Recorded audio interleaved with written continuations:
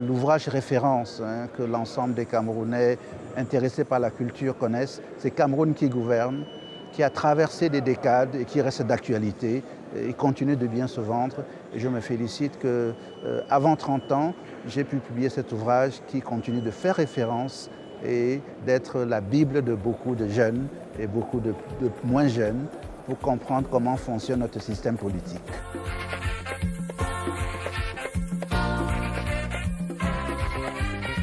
Je suis Pierre Flambeau Ngayap. Je suis né d'une famille très chrétienne, très pieuse. J'espère que cela a pu déteindre sur le reste de ma vie.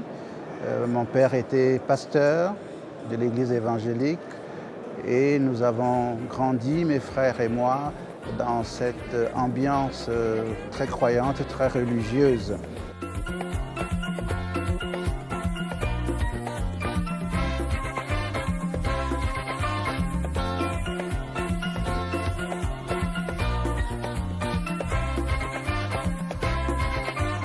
Mon enfance, je l'ai passée à Yaoundé pour l'essentiel, jusqu'à mon baccalauréat au lycée Leclerc de Yaoundé et jusqu'à la licence dans ce qui était encore l'unique université du Cameroun. Après, j'ai pu bénéficier d'une bourse de la France pour étudier en France. Et c'est en France qu'en réalité, j'ai fait toutes mes humanités, où j'ai pu à la fin me lancer dans des études très diverses, comme le droit, la science politique, les sciences économiques, la communication, la pharmacie, où je suis arrivé pratiquement au bout de toutes ces disciplines qui me permettent aujourd'hui d'avoir, je pense, j'ai la prétention de le croire, une vision assez ouverte sur le monde.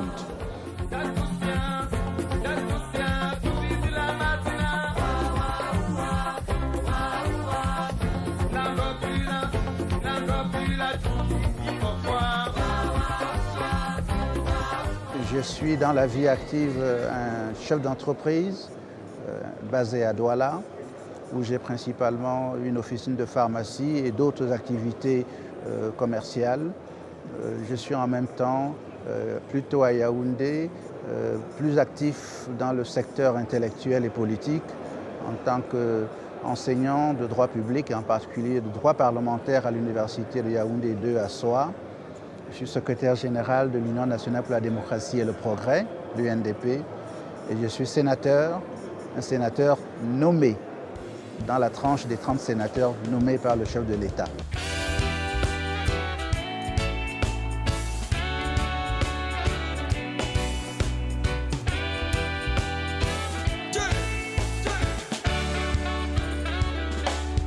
Alors mon parcours politique, il ne commence pas en 1990-91 comme beaucoup le pensent. Déjà en France, le contexte de l'Europe, le contexte de l'Occident m'avait déjà amené à m'intéresser à la chose politique parce que le climat vous ouvre le monde et vous permet de mieux comprendre. C'est l'une des raisons pour lesquelles j'ai fait sciences politiques, parce qu'il fallait avoir les outils pour comprendre le monde politique. J'ai fait à la fois les sciences politiques à l'université, mais également Sciences Po Paris, qui est une école de politique pratique, où on apprend à exercer, à faire de la politique, ce qui est différent des sciences politiques, où on apprend à connaître le monde politique.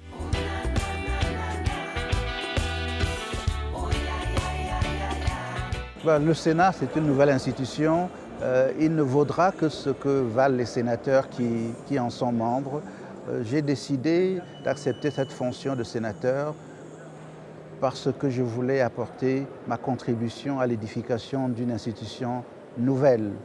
Et je pense qu'au terme de cette première législature, j'ai la prétention de penser que l'ensemble des observateurs pensent que j'ai été utile à la modernisation, à la construction de cette institution nouvelle.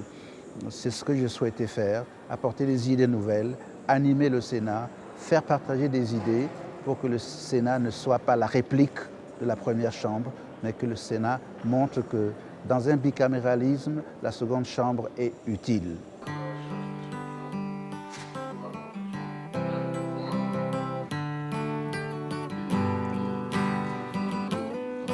La politique pour ceux qui veulent en faire un métier, c'est un long chemin. Il ne faut pas se préoccuper de savoir si après 5 ans, après 10 ans, les changements que l'on souhaite sont intervenus. On pose sa pierre sur un chemin, on en pose d'autres pour cimenter, pour consolider un chemin. Et on espère que ceux qui viendront après pourront trouver des fondations et continuer la montée des murs pour construire le bâtiment, l'immeuble Cameroun.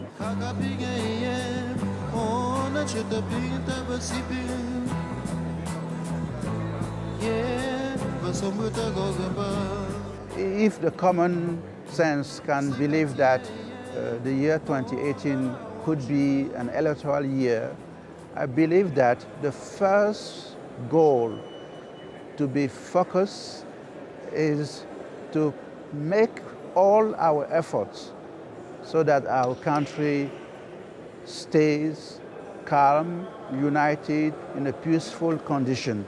I believe that the first fight we have to make during this new year is to give all what we have to unite our country and to make it peaceful once again.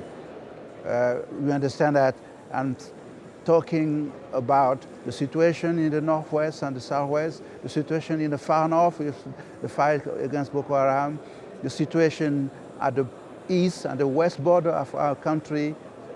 The security of our country is under threat, and we need to do all what we have so that our country stay united and peaceful before thinking of elections.